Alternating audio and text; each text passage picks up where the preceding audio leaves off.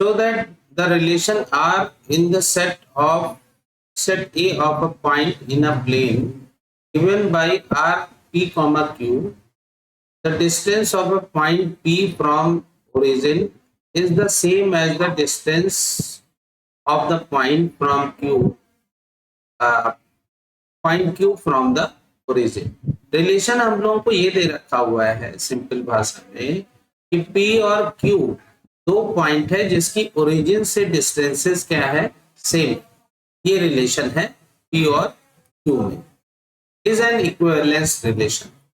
Then further show that the set of all the points related to the point P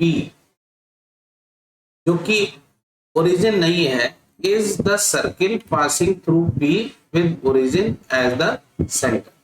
तो सबसे पहले given relation जो है relation R दिया हुआ है P, Q such that OP equal to OQ है. इसकी ओरिजिन से वेयर O आपका क्या है, ओरिजिन, ये डिस्टेंस सेम.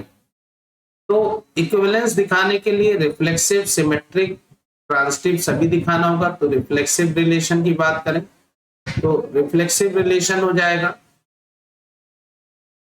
रिफ्लेक्सिव रिलेशन होता है A रिलेटेड A होना चाहिए for all A belongs to given set. यहां पर गिवन सेट A है. Set A is the points in the plane. तो A P कॉमा, अब यहां पर P और Q में हम लोग लेते तो ये है P रिलेटेड है Q से. P रिलेटेड, अब Q नहीं सेम लेना पड़ेगा. P रिलेशन P मतलब आप ऐसे कह सकते हैं कि P comma P belongs to R implies OP equal to OP which is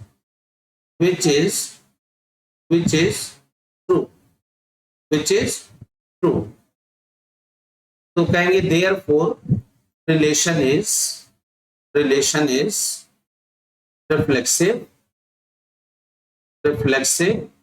relation. itself के साथ हमेशा हम लोगों को रिफ्लेक्सिव लेना होगा. Reflexive relation. दूसरी बात करेंगे सिमेट्रिक रिलेशन की. तो सिमेट्रिक रिलेशन हो जाएगा, सिमेट्रिक रिलेशन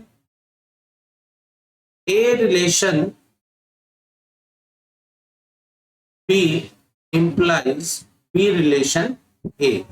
तो आप पहले लेट करेंगे कि P कॉमा Q बिलोंग करता है R को relation. It mean OP equal to OQ. ये आपने लेट किया हुआ इक्वेशन. तो OP अगर OQ के इक्वल होगा तो OQ भी OP के इक्वल ही होगा.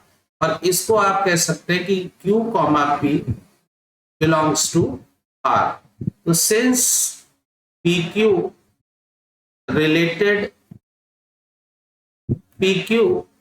belongs to R implies QP belongs to relation. Therefore relation is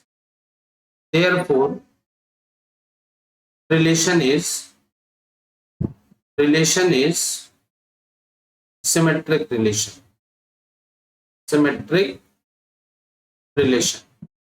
ये सिमेट्रिक रिलेशन होगा. अब बात करते हैं हम लोग ट्रांजिटिव रिलेशन की. तो ट्रांजिटिव रिलेशन हो जाएगा. ट्रांजिटिव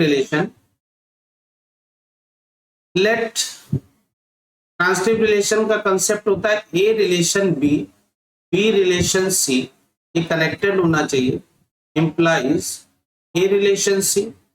तो let P comma Q belongs to R implies OP equal to OQ. ये आपने फर्स्ट इक्वेशन ले लिया. Second equation, let again let again q comma p belongs to r. this q comma यहाँ p के बजाय r कोई दूसरा आप लीजिए, q comma r belongs to r, तो OQ इक्वल टू क्या आ जाएगा, वो R आ जाएगा। ये सेकेंड इक्वेशन, ये हमेशा कनेक्टेड होना चाहिए, PQ और ये QR है, वो कनेक्ट कर रहा है। तो फ्रॉम फर्स्ट एंड सेकेंड आप देखेंगे OP OQ के इक्वल है, OQ OR के इक्वल है, it mean OP equal to OR हो जाएगा। और this implies P comma R belongs to R. Since P comma Q comma R, P comma Q belongs to R, Q comma R belongs to R, therefore implies P comma R belongs to R. So therefore relation is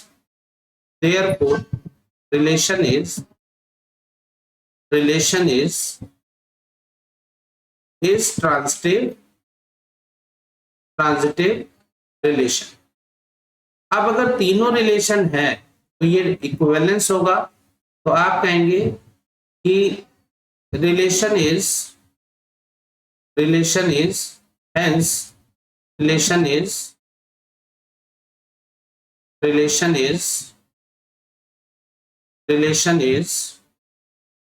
equivalence relation। अब आपसे ये कहा जा रहा था, now second part इस question का ये है, सेकेंड पार्ट में कह रहा था कि so that the set of all the points related to the point P, जो कि ओरिजिन नहीं है, is the circle। तो set of all the points passing through the P with origin as the center। तो अगर आपने यहां पर क्या ले लिया कि कोई भी एक यहां ओरिजिन लिया, देखिए, और ये P x, y है, ये set of all the points है, और अगर इनके बीच की डिस्टेंस हम लोग लेट कर लेट OP इक्वल टू यहां पर C, where C is constant है, या C स्क्वायर ले लीजिए, C इज कांस्टेंट है, कांस्टेंट C लीजिए, ज्यादा ठीक है, कांस्टेंट है। तो OP डिस्टेंस जो होगी यहां पर, OP डिस्टेंस हो जाएगी under root x square plus y square equal to C, और x square plus y square equal to C square. तो आप देखेंगे कि set of all the points ये सेटिस्फाई कर रहा है किसको, सर्किल को, जिसका सेंटर सर्किल